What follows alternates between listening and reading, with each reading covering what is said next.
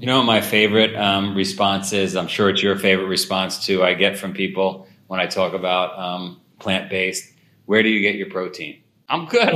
I don't need any. It's crazy that we focus on one nutrient like that. There are so many parts of a diet or a lifestyle that an athlete should be thinking about optimizing. And you have to think like, yes, like, okay, you can choose that's going to be your one thing you focus on. But when you focus on getting tons of protein, that means you're necessarily not focusing on something else. I don't ever remember there being a narrative around where you're going to get your electrolytes today. Where are you getting your carbohydrates today? Yeah, exactly. Where are you getting your fiber? Where are you getting your antioxidants? Where are you getting your phytonutrients? What about your nitric oxide? And exactly. And also, Joe, I think you're kind of hinting at this, about protein and, labeled everywhere in gas stations or fast food restaurants or on menus. It's one of the greatest marketing campaigns of our time. I mean, consider this. Everyone listening, consider this. It's very likely that you've never met anyone in your entire life who has a true clinical protein deficiency. Welcome to the Spartan Up Podcast with Joe DeSena, founder and CEO of Spartan Race. We are talking about overcoming obstacles. The same way we teach people to get over obstacles on the course, we will teach you here on the Spartan Up Podcast to get over obstacles in your mind. Today, Joe talks to the authors of the book, The Plant-Based Athlete, Matt Fraser, founder of No Meat Athlete, and vegan bodybuilder, Robert Cheek. Stay tuned to learn about the great protein myth and some simple strategies to improve your diet. Today's episode of Spartan Up is brought to you by Nutrafol, clinically shown to improve hair growth and thickness naturally. Go to Nutrafol.com and enter the code SPARTAN to save $15 off your first month's subscription. That's Nutrafol.com and the code SPARTAN.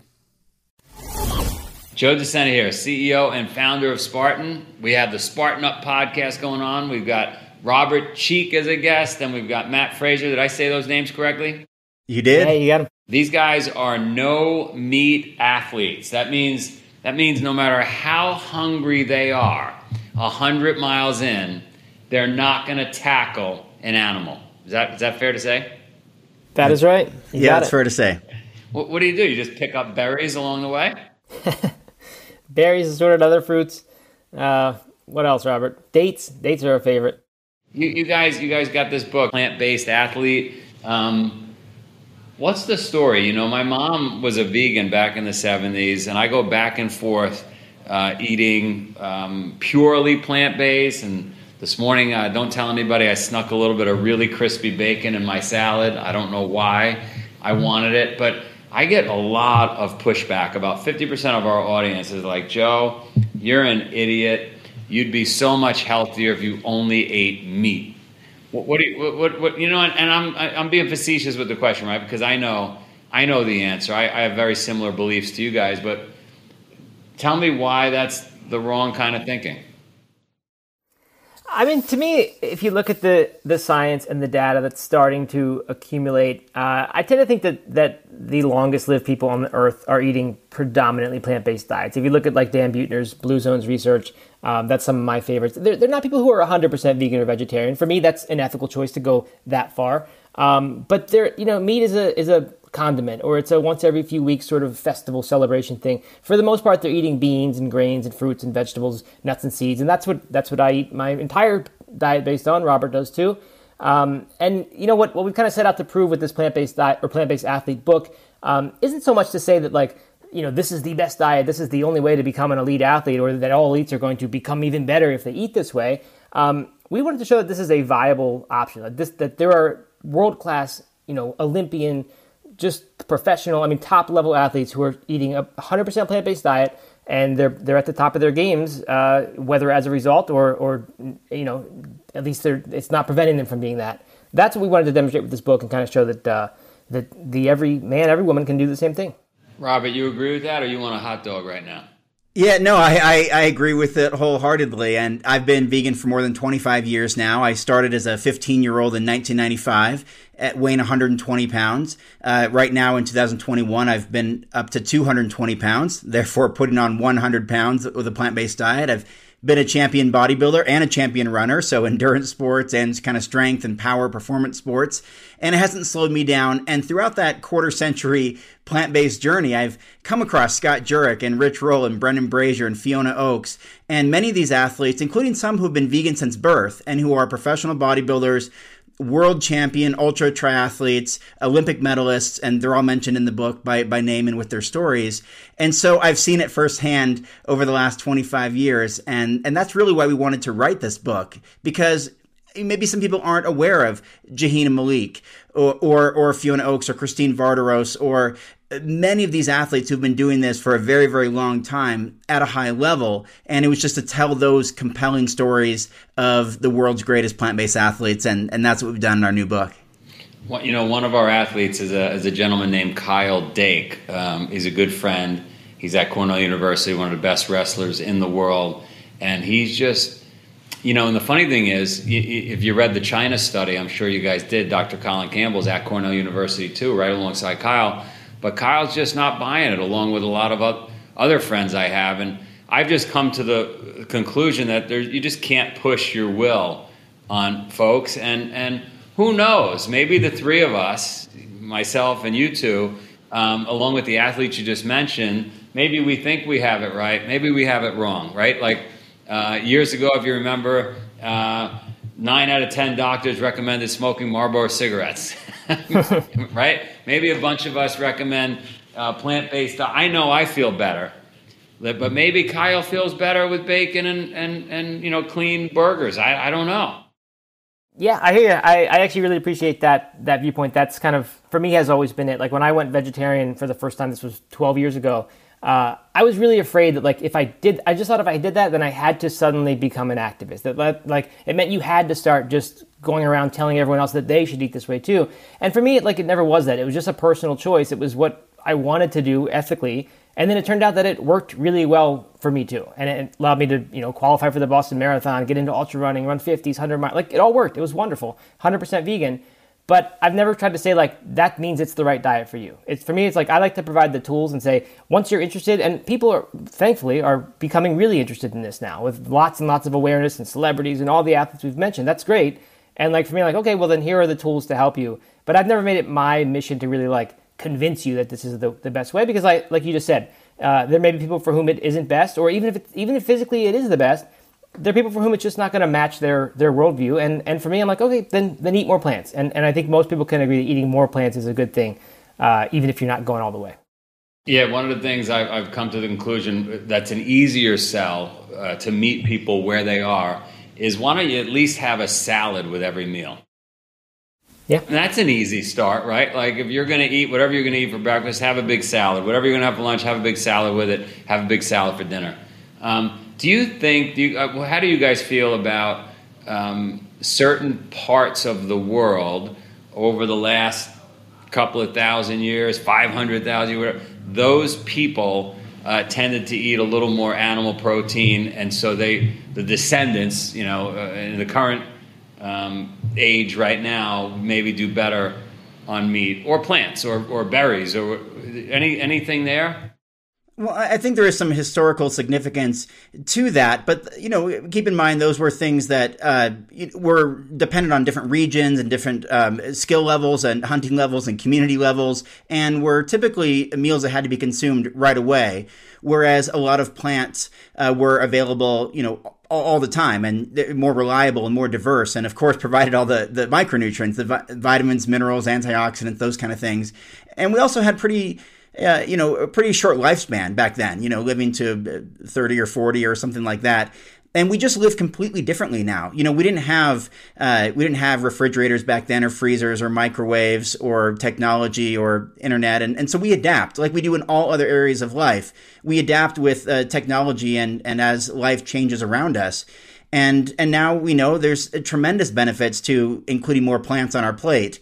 And I think, going back to your last comment, Kyle and others, there's always this inherent bias, even within this plant-based world and vegan world. We want people to see the world the way that we see it. We want people to act the way that we act. It's just a very inherent, intrinsic thing within many of us. And a lot of people do have a bias against a plant-based diet because they like the taste and texture or this food they've been eating historically since they were young, and they connect with it and resonate with it. It's a flavor they prefer, or that they're, in some cases addicted to or crave because they've had it. But I think as we evolve now, we can look, like Matt said, look at some of the recent science and data that suggests that a plant-based diet helps with longevity in a lot of different ways, and we think that helps benefit athletes as well, especially many of the athletes we featured in our book who are over 50 and performing at a very high level, like Rip Esselstyn, who set a world record at, I think, age 59. So I think the world is changing, and so are our diets and lifestyles. You know what my favorite response is? I'm sure it's your favorite response too. I get from people when I talk about plant-based. Where do you get your protein? That's my. You guys want to talk about that a little bit, because I think most of the people listening and watching, we've been trained. You go into a gas station, and it's how many grams of protein are in everything being sold. You go into a salad place. What protein do you want with that, sir? I'm good. I don't need any. That is the question. We've done probably 100 of these interviews now in the course of promoting this book, and that's been probably asked almost every single time. And our answer keeps changing, because different groups want to hear different things. Some people, they want to hear, okay, well then you can get that much protein from a Beyond Burger. Like, go eat Impossible. Like, we have the technology now that you can get that protein from plant-based foods. The better real answer, though, is that it's crazy that we focus on one nutrient like that. There are so many parts of a diet or a lifestyle that an athlete should be thinking about optimizing. And you have to think okay, you can choose that's going to be your one thing you focus on. But when you focus on getting tons of protein, that means you're necessarily not focusing on something else. And that means you're not focusing on probably minimizing your saturated fat intake, or you're not, focusing on your micronutrients, because animal protein, typically doesn't come in lots of micronutrient-rich sources. So for me, I'll eat beans because I love beans, love chickpeas. They're a wonderful longevity food.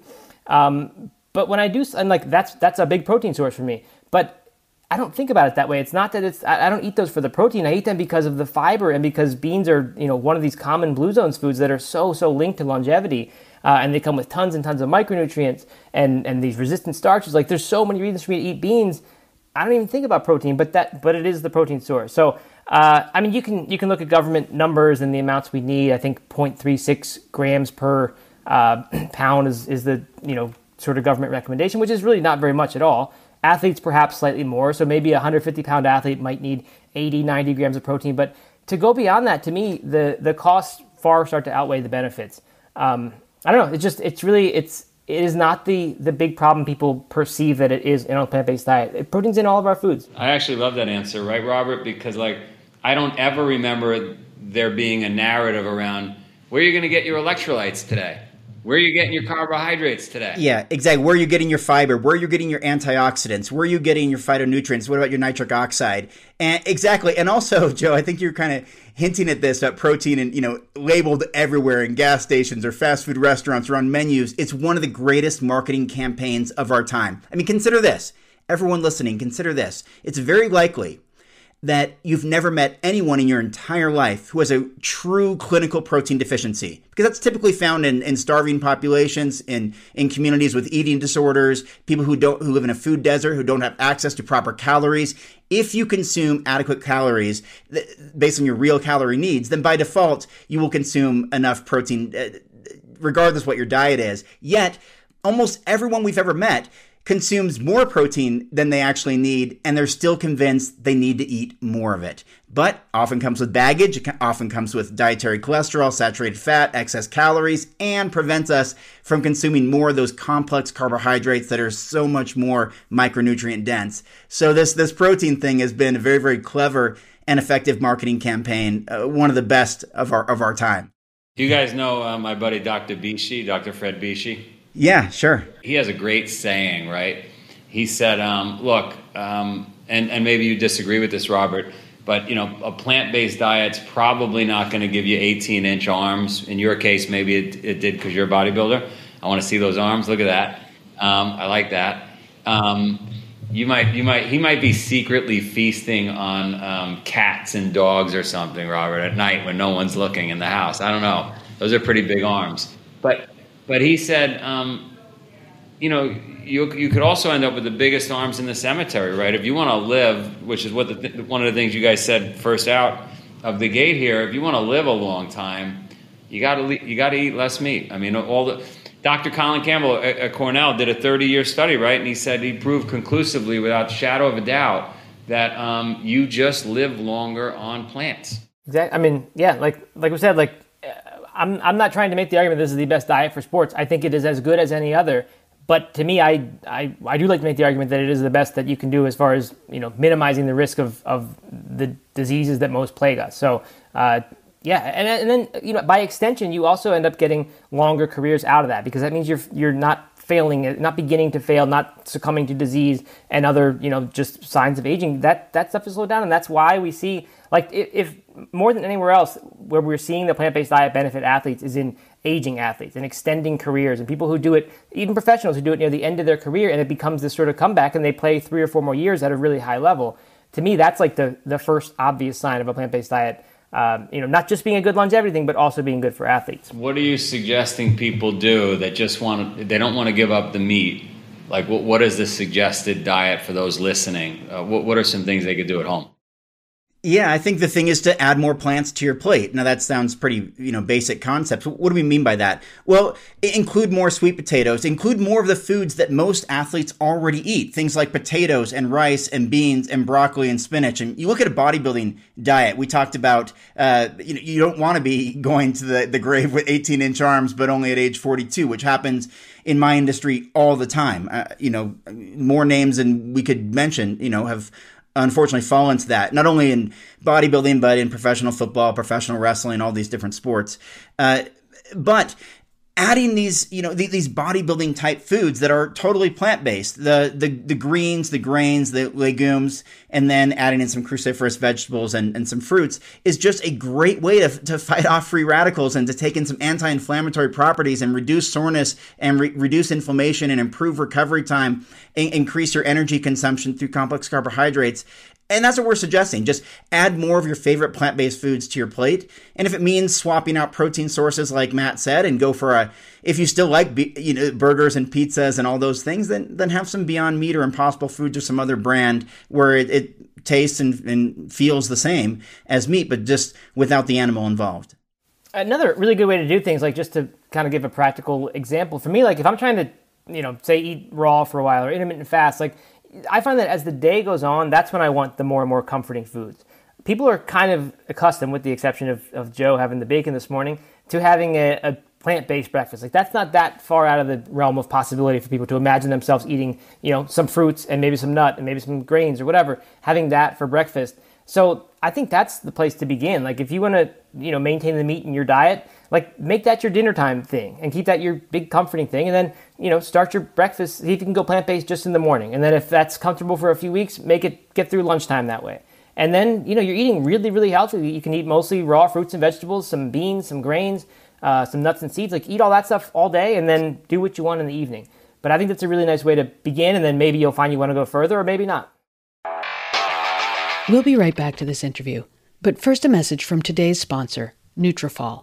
Nutrafol is physician-formulated to be 100% drug-free. That's why they're on our show. They use natural, medical-grade botanicals in consistently effective dosages so that you get the most reliable results. When it comes to thinning hair, you do not have to choose between natural remedies and remedies that work. Nutrafol is a holistic solution, and it promotes healthier hair and whole-body wellness without drugs or prescriptions. Nutrafol is the hair supplement that goes beyond genetics, and it targets stress, hormones, nutrition, metabolism, and environmental factors that could be impacting your hair. You can grow thicker hair by going to Nutrafol.com and entering the promo code SPARTAN. You'll save $15 off your first month's subscription. This is their best offer anywhere, and it's only available to U.S. customers for a limited time. So one more time, that's Nutrafol.com, Nutrafol.com, and use the code SPARTAN to save that $15.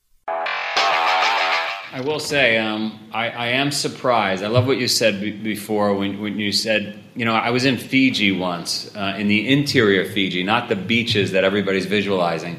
Places where there was never a television ever, no cars. Like you had to go by foot, 150 miles to get in there. And they would have some meat. They were primarily plant-based, but it would be like once every 3 or 4 months, the village would kill this cow that they raised, and then they would eat everything, the eyeballs, the ear, the tail, everything, right? But that was very rare. It wasn't every night that they had meat, and so I'm just amazed at our country, many parts of the world now, because we've exported this idea, where every single night there's a ton of meat on the plate. I don't understand that, and I guess I've been lucky because of what my mother taught me and my sister in the 70s. It really is a garnish. That you use that word. If you're going to have a little bit, then have a little bit. Yeah, I think when you look in the past, to me, it seems like more likely, and in more parts of the world, we were gatherer-hunters, not hunter-gatherers. So the way the Fijians did it in that case is probably similar to the way that the majority of people's ancestors did it. It was mostly they're gathering, they're eating the plant-based foods that are readily available and keep longer. And then now and then when there's a celebration or when there's a reason, there was a big hunt that day, because it's a pretty costly thing to hunt down an animal. That costs a lot of energy and is dangerous and all that. So that probably wasn't that common. And so to me, I think that's not a bad model if you do want to keep eating meat. I just visualized my little dog at home, and I thought to myself, is he a hunter or a hunter-gatherer? And he constantly wants to eat a squirrel. So I don't like that. Right, my dog too, but she's also only 6.5 pounds, so I fear how that battle would go. And I have 2 dogs, by the way, that follow a 100% plant-based diet. One has for more than 10 years and one for more than 5, just based on the time that we've had those rescue dogs. And, at age 16, dog's doing fantastically well on a plant-based diet. That's awesome. So give me a meal and then continue on. Sorry. Give me a dog meal. Well, there's lots of different plant-based dog foods these days.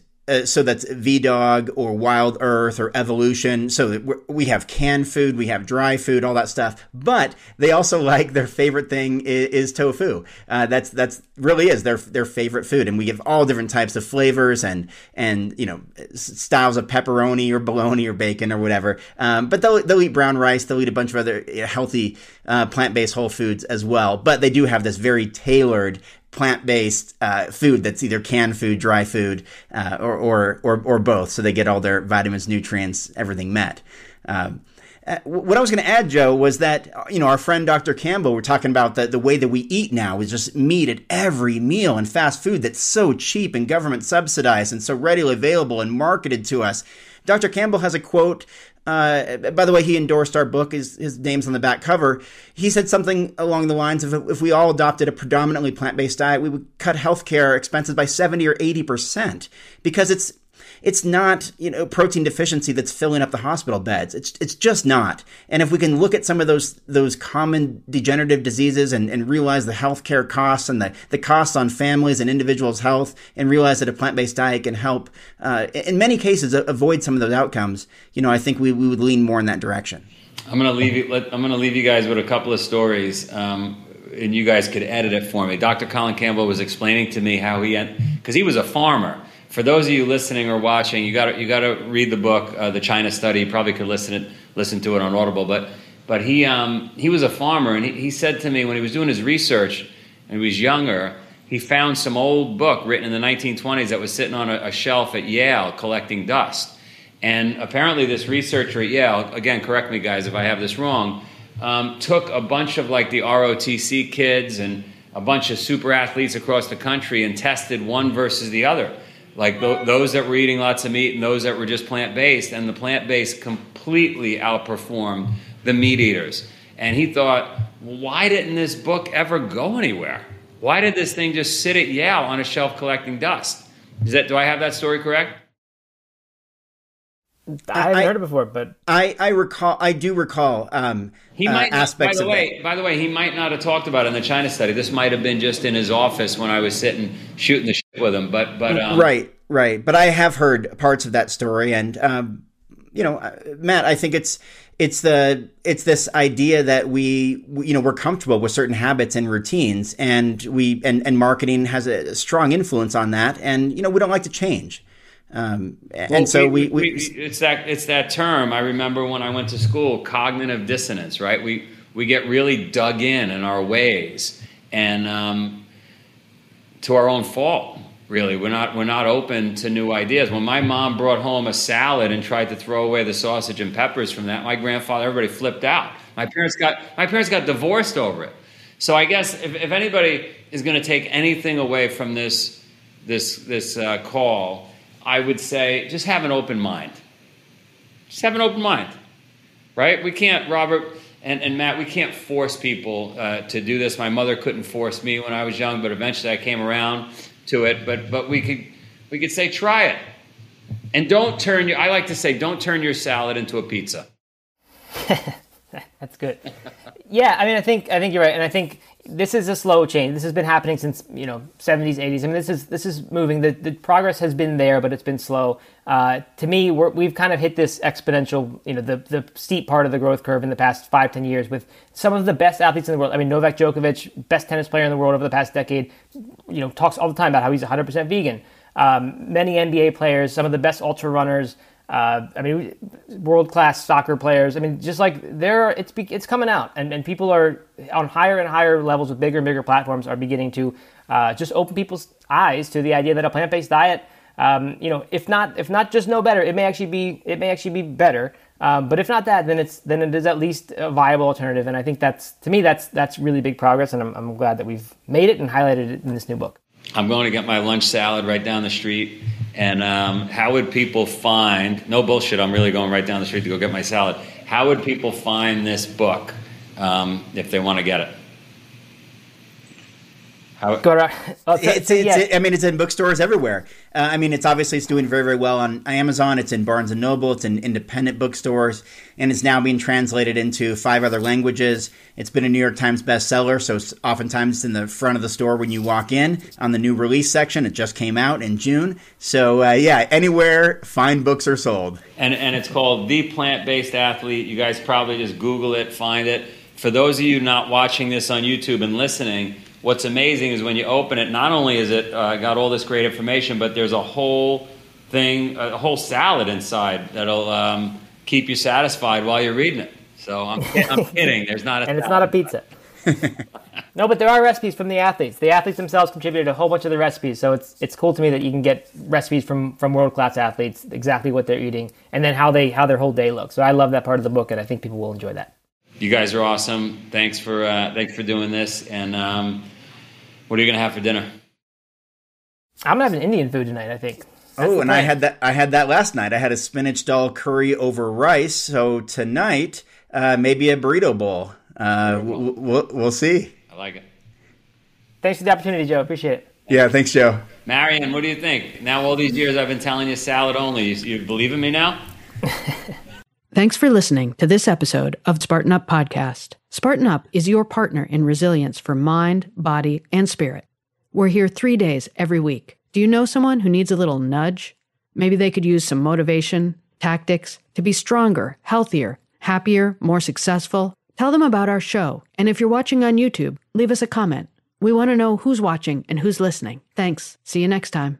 Today's episode of Spartan Up is brought to you by Nutrafol, clinically shown to improve hair growth and thickness naturally. Go to Nutrafol.com and enter the code SPARTAN to save $15 off your first month's subscription. That's Nutrafol.com and the code SPARTAN.